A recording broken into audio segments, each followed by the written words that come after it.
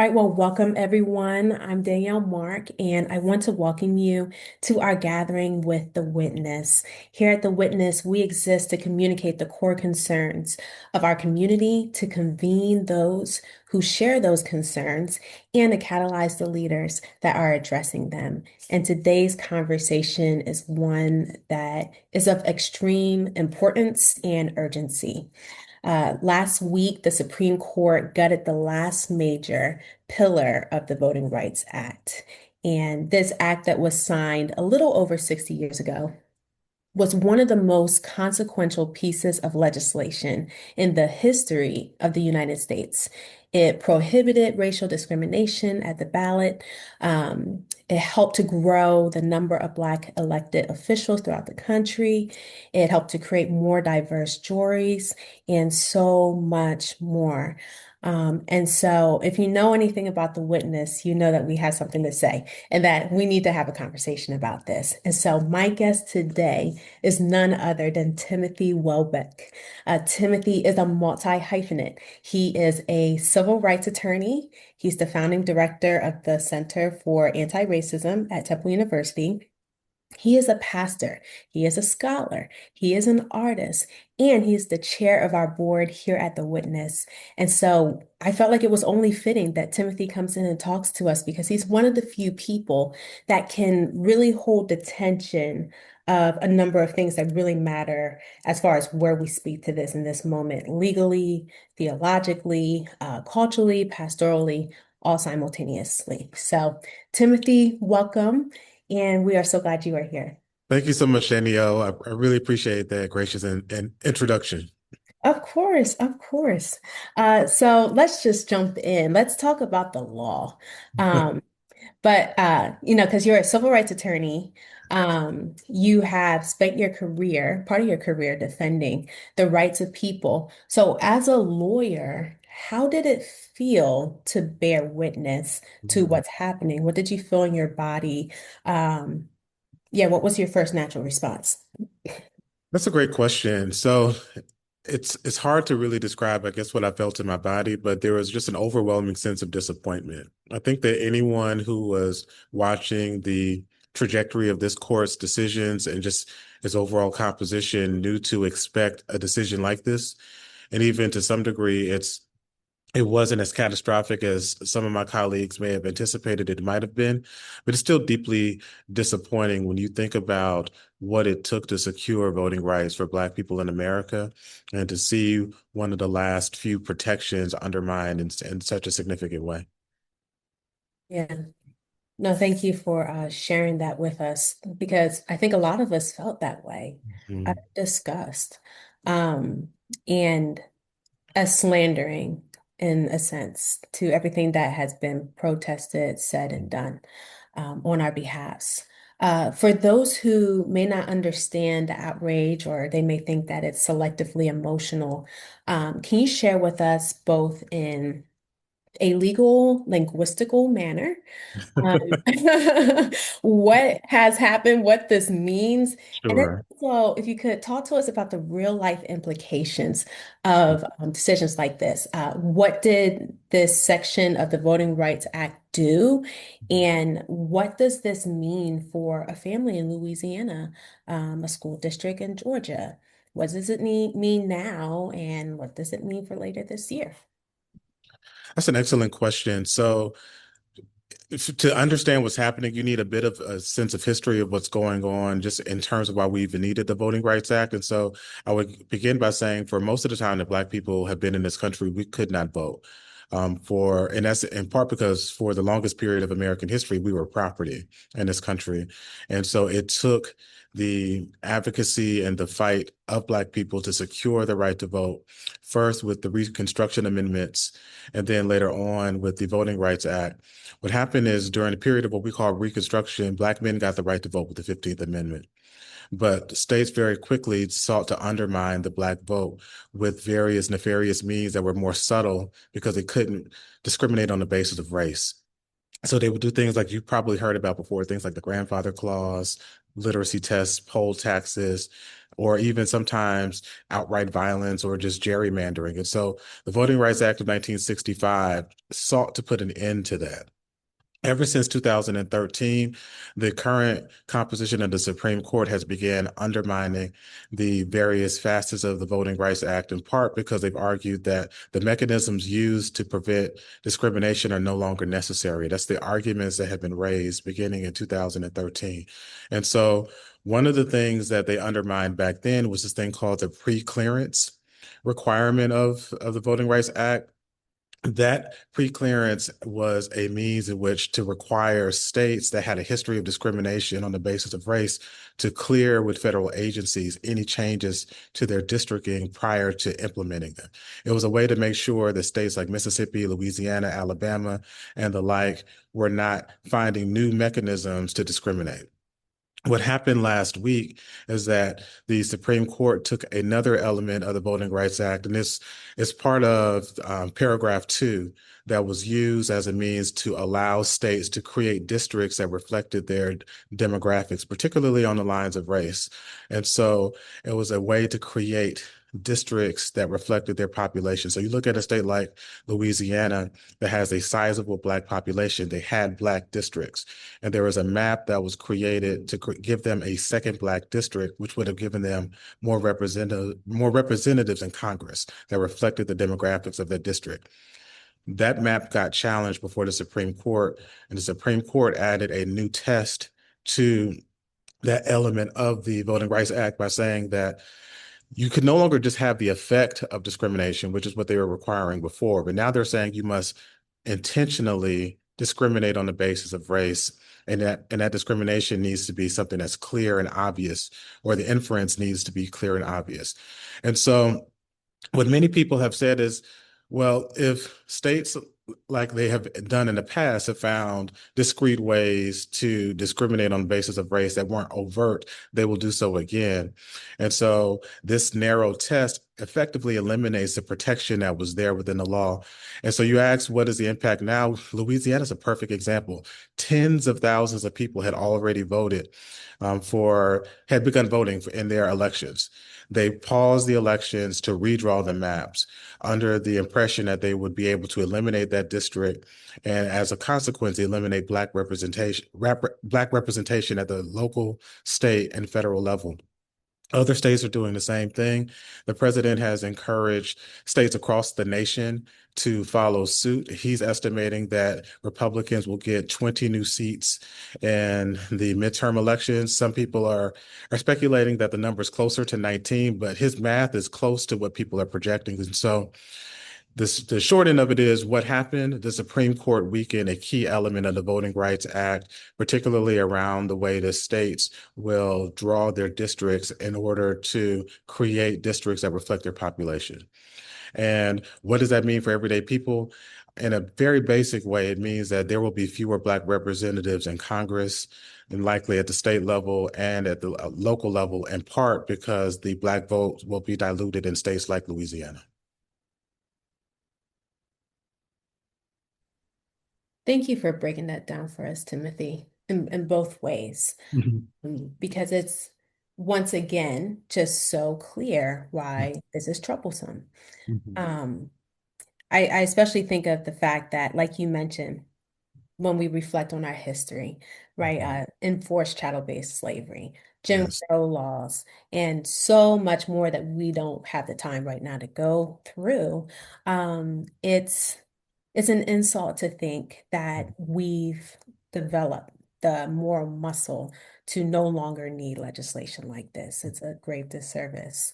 It Represent, is. And just to your point, just briefly, yeah, I often tell people that the right to vote was purchased in blood for Black people, and we have to acknowledge that yeah, we so often take for granted that we can go to vote in a relatively unencumbered way in yeah, comparison to the elders and the ancestors. But Medgar Evers was assassinated in his driveway trying to register people to vote. Fannie Lou Hamer was beaten nearly to death trying to register people to vote. Octavius Cotto was murdered in this city trying to register Black people to vote. And there are countless of other names of people who were disappearing in the night or languishing in the bottom of creeks and rivers rivers in Mississippi trying to get Black people to vote. And so I say that to say it was a hard one, right? And it's Yeah, a disrespect to the legacy of the people who fought for the right to vote, to not only to diminish the protections of that right, but to presume as though things will be okay without those protections. yeah. Thank you, Pastor, for preaching to us, because that is the truth. It was bought in blood. And It was bought you in know, blood. I get nervous um that sometimes us and younger than us that we sometimes miss out and take that for granted. And we are at a place where we will have to either rise up to the moment or just be overtaken by Mhm. all of this. And so it's very important that we're aware of that and we take it very seriously. And Mhm. this was a reflection of so many people's faith to Mhm. fight for this freedom for us. Um, as you think about the response that needs Mhm. to take place, let's talk about the Black church, right? Yes. Because we have always been a part of mobilization Yes. that raises the conscious of the country. Mhm. Um, it not only does good for our community, but when we thrive, everyone else thrives. And because we stand on truth all the time, we're always going to stand on truth. And so that helps to lift all of us up. Um, why was the Black church so important Mhm. when we think about this time period when the Voting Rights Act was taking place?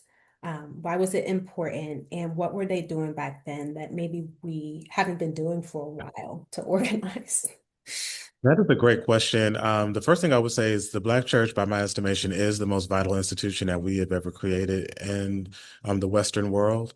It was not only an incubator of our culture, but it was a place where we could gather collectively without fear of reprisal or retribution. And so from there, we learned what it was like to commune with God collectively and to be people at the same time. And it was from that organism, from that institution, that we demanded that America would live up to its creeds. And so it was the faith of people like Harriet Tubman and Sojourner Truth and Frederick Douglass and Ida B. Wells Barnett, Mary Church Terrell, Reverend Dr. Martin Luther King Jr., Fannie Lou Hamer, Medgar Evers.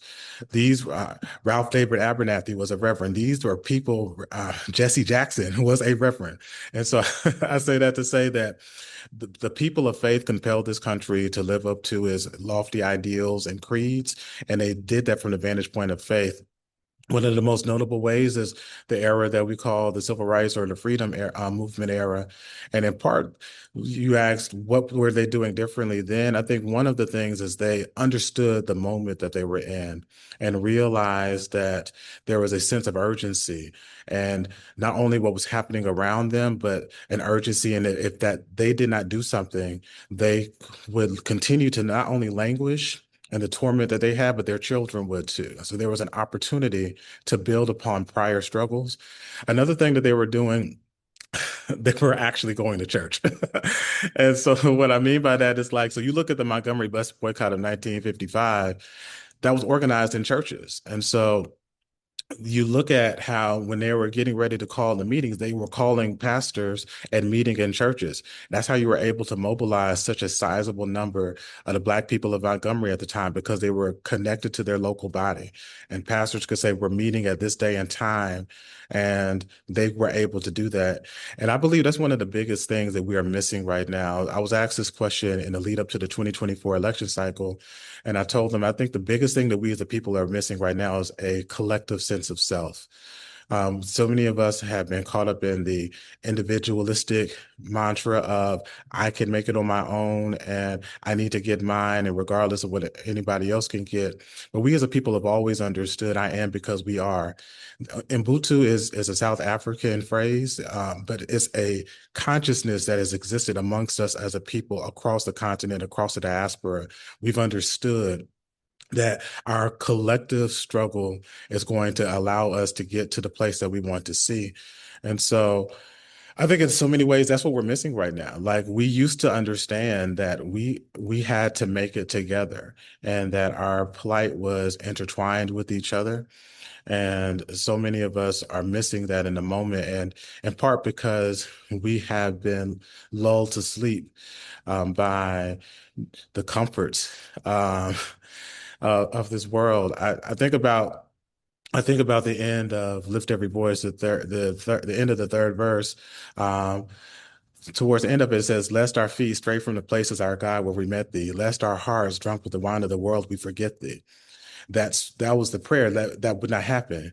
And so, and James Weldon Johnson, of course, concludes, "The shadow beneath thy hand, may we forever stand, true to our God, true to our native land." And so I think that's what we have to get back to, just that collective understanding, understanding the sense of urgency that's in front of us right now, and knowing that we have the capacity to do something about that. That was so good. That was so good. And I'm not even going to try to echo anything that you just said, but I will say, I was reflecting the other day on how we've been fed these artists, different individuals who have embraced that individualization Mhm. and have said, oh, well, I've made it so anybody can make it. Quit whining, quit doing this, instead of looking out for the collective. And so when you have voices that continue to be elevated that do not look out for the collective, you really create this culture where, or help permeate this culture where Yes. that is not us. That's, Mhm. to me, that's like a white supremacist idea. It's like only me, I'm going to be successful no matter who gets hurt. That's not something that's a part of us as a community. And so I hope that we can start to come back from that. Um, Mhm. when we think about the generation that's watching right now, young Black Christians, some of them have left church because church has stayed silent on things. Some of them have seen the image of Christ co-opted and they don't Mhm. want to follow white Jesus, which we get. I'm not following Yeah. white Jesus. There ain't no white Jesus. Um, right. So they've seen like this lag in response, or they've even seen people just get things wrong. What do you want to say to that generation of believers, those that are spiritually curious, those that love Jesus but haven't been back to church yet? And also, what would you say to those who may be in a non-denominational Mhm. experience and have put off the Black church experience for a while, or maybe talked it down, um, Mhm. to help them see why this is a monumental moment for them to engage in?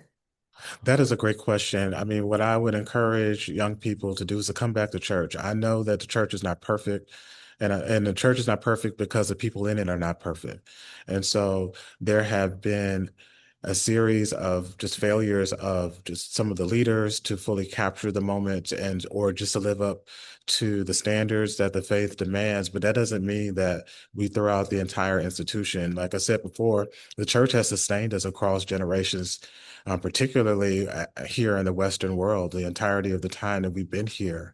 The church has been our most vital institution, and it's connected us and sustained our living for so many different ways. And so I would encourage people to find a means to get back into that community and to have your faith strengthened and your resolve strengthened and to have your faith encouraged. I know it's hard sometimes to find a place that you feel like is getting it right. So I can't promise that that part will be easy, but I do think it's a pursuit worth having. For those of us who are in multicultural or multi-denominational fellowships, what I would say is on its face, these multi-ethnic churches are not a bad thing. That's what heaven will look like. Like my dear friend and theologian Ikemini Uwen often says, is like the John the Revelator saw people of every nation and tongue in heaven, and so that tells us that we don't lose our distinctiveness in heaven. So the multi-ethnic church is a reflection of heaven on earth. The issue, the issue that we often see, though, particularly in America, is that we are lulled together or lured together under the guise of a multi-ethnic church, when really it's it really amounts to a white church with sprinklings of diversity. And typically there are white standards of culture and overall just understanding of the word. And so like things that are cultural in nature are presented as sound doctrine or the only way. And typically there are cultural standards that are steeped in one tradition. And so oftentimes our brethren in these circles feel isolated and ostracized for living authentically as themselves, in part because they've been asked to subsume this broader identity of whiteness that in a lot of ways is insidious. I won't go as far as to say every pastor of a multi-ethnic church is being nefarious and trying to say that everyone must conform to some image of whiteness, but in a lot of ways, that is the subtle implications of what happens more times than not, in part because that is the insidious nature of white supremacy. Like a fish doesn't know it's wet, and oftentimes the dominant culture doesn't realize how many of its norms and mores are imposed upon others until it's called to their attention. And so, what I would say is that if you're in one of those environments and you feel as though that your blackness or just your authentic self is not being acknowledged, I would encourage you to try to find a place that does. I mean, first, I would encourage you to speak out, and particularly to the people that you're in community with, and try to reconcile those two ideas. But ultimately, if that's not a home for you, there is a home for you somewhere. And the last thing I would just offer is that there are scores of different scholars who have addressed this before, but Christianity is not a European religion. It was in the continent of Africa 6 centuries before it touched Europe. What we refer to right now as the Middle East is not in Europe. Actually, for most of human history, people refer to what we now call the Middle East as a part of Africa. And so to to presume as though we have to use European standards and norms to articulate the faith is just a misguided endeavor, is particularly when there are people who are then and now living the faith authentically from different cultural vantage points. You better preach, okay? Because that is so important. It's important for us to know our history and to do our own research, Mhm. um, and to dismantle the lies that we've been taught. Um, Yes. I remember I was in a church that was multi-ethnic. Mhm. And I'd enjoyed it because I was like, wow, I feel like I'm finally living out this part here on Earth. That's pretty cool. I've never had that opportunity. And then when things started to happen in 2016 and it wasn't being talked about, and I was getting pushback for even asking for this to be talked about, that's when I woke up and realized there is no place for me to be safe. And I need to find that. And so that also led me down this path of questioning what did I believe? Because now I had reasons to not like both experiences that I had. Um, but I would want to ask you, what does it look like from your vantage point? And especially in this day when we're seeing just a right out assault on so many of our hard-won victories, what does it look like for us to deconstruct while still remaining committed to the body of Christ? That's a good question. So what I would say is like with anything, right? So you want to address what's wrong, but you don't want to overcorrect in the wrong direction either. So there are things about what we have learned about the faith or learned about the church that might seem off-putting or just incorrect. And what I would say is, as we know better, we do better. But that doesn't mean we throw out the entire faith or the institution because we saw potential bad actors or we were given wrong information, things like that. And again, what I would just kind of go back to is like, this was good enough for Big Mama, right? And like, there, so what I mean by that is when I was growing up in the Kojic church, one refrain that I would often hear was people say, "I'd rather have a third grade education and know God and have two PhDs and forget who he was." And in a lot of ways, that seems like an anti-intellectual statement, but really what they're trying to say is you don't ever want to get to a point where you're puffed up by knowledge to the point that you lose sight of what's most important.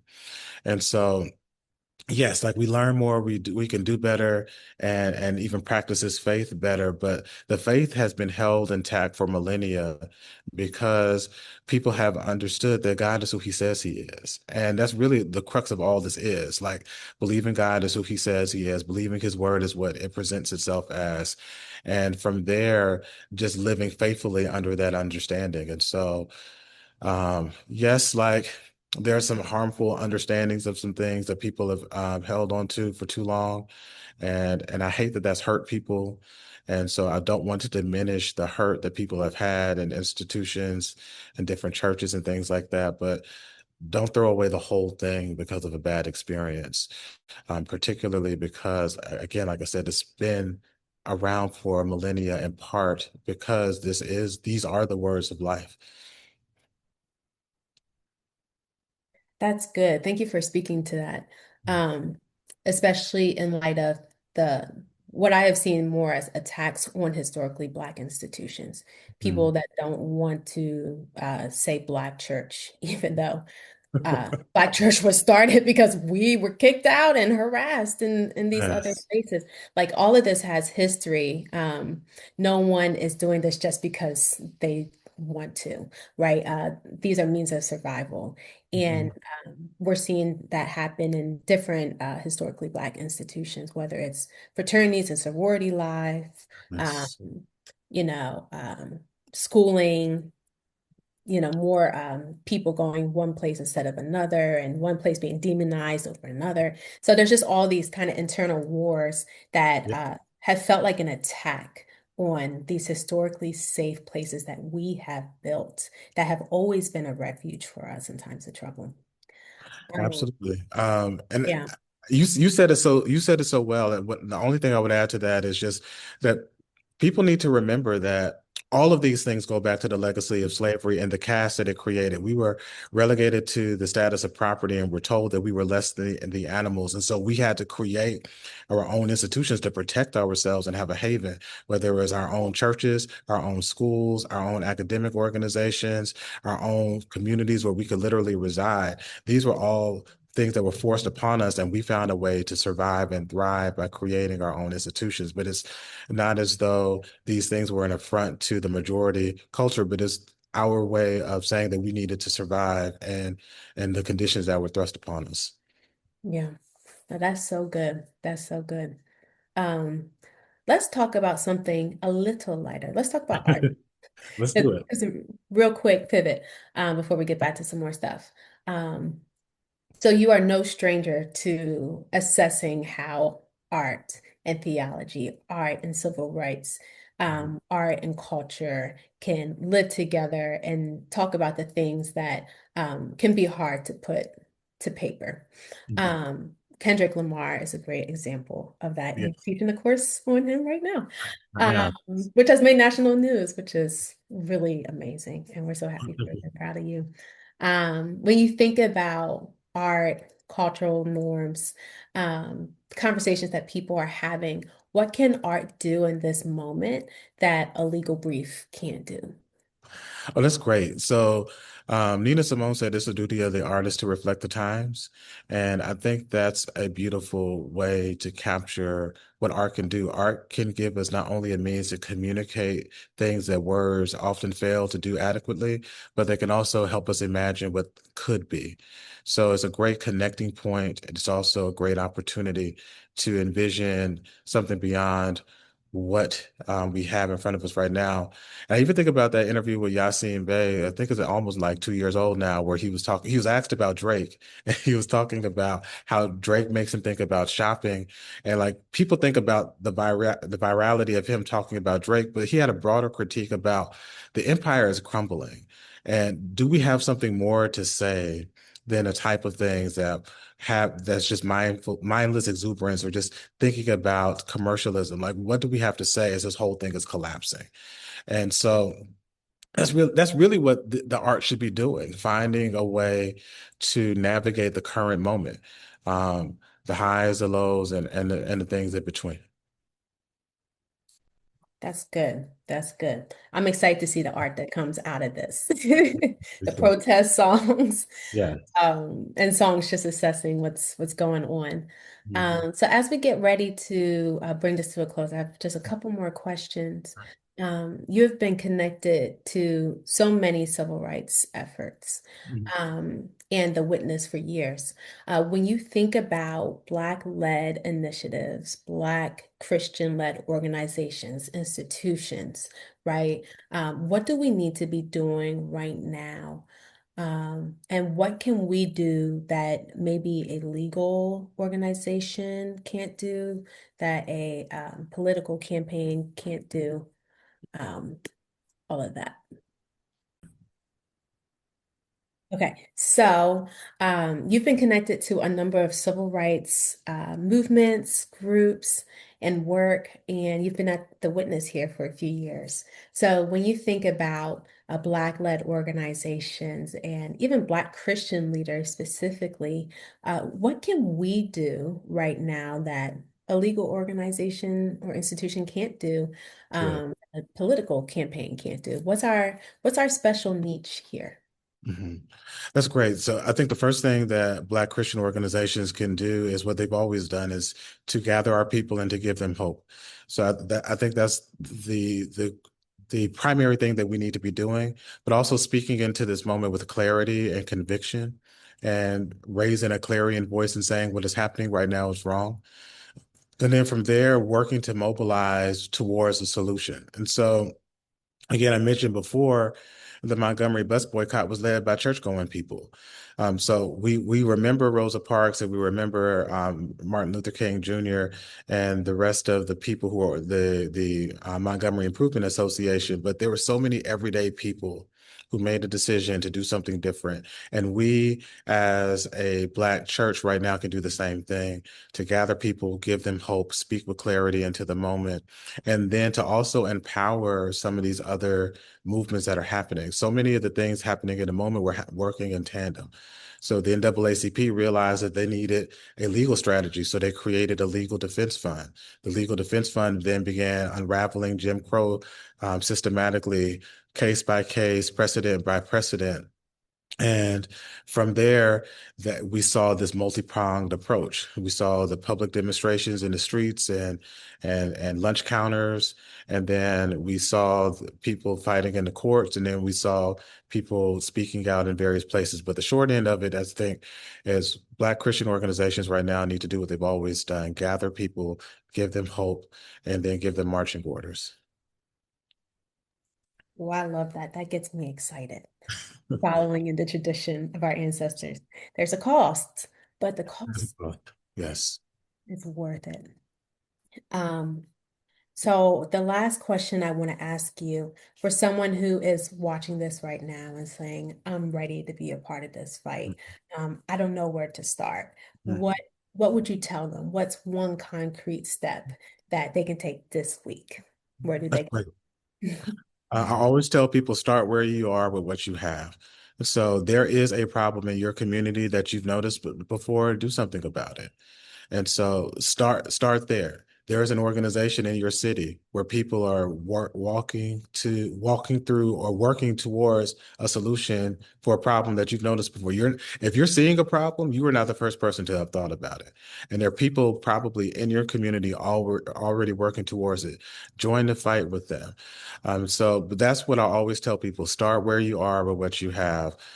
So I've told you the story before, but so much of the work that I do right now started when I was a freshman at Morehouse College. I was volunteering at a local middle school.